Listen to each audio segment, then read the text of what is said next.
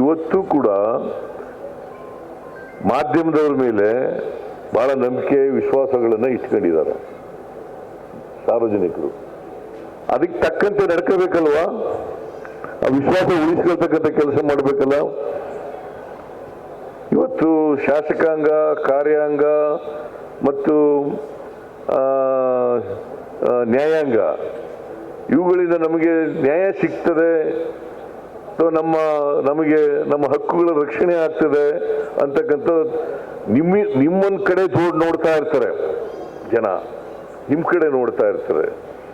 ಕಾರ್ಯಾಂಗ ಏನು ಕೆಲಸ ಮಾಡ್ತಾ ಇದೆ, ಶಾಸಕಾಂಗ ಏನು ಕೆಲಸ ಮಾಡ್ತಾ ಇದೆ, ನ್ಯಾಯಾಂಗ ಏನು ಕೆಲಸ ಮಾಡ್ತಾ ಇದೆ,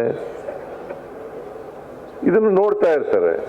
ನೀವು ಅವ್ರಿಗೆ ನ್ಯಾಯ ಒದಗಿಸ್ಕೊಡ್ತಕ್ಕಂಥ ಕೆಲಸ ಮಾಡಬೇಕಲ್ಲ. ಸಮಾಜದಲ್ಲಿ ಬದಲಾವಣೆ ತರ್ತಕ್ಕಂಥದಕ್ಕೆ ಸಹಾಯ ಮಾಡ್ತಕ್ಕಂಥ ಕೆಲಸ ಮಾಡಬೇಕಲ್ಲ.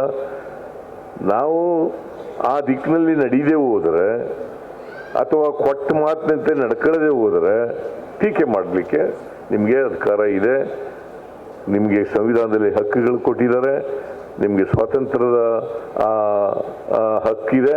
ಅದನ್ನು ಮಾಡಲಿಕ್ಕೆ ನಮ್ಮದೇನು ತಕರಾರಿಲ್ಲ. ಆದರೆ ನಾವು ಮಾಡಿದೀವೋ ಇಲ್ವೋ,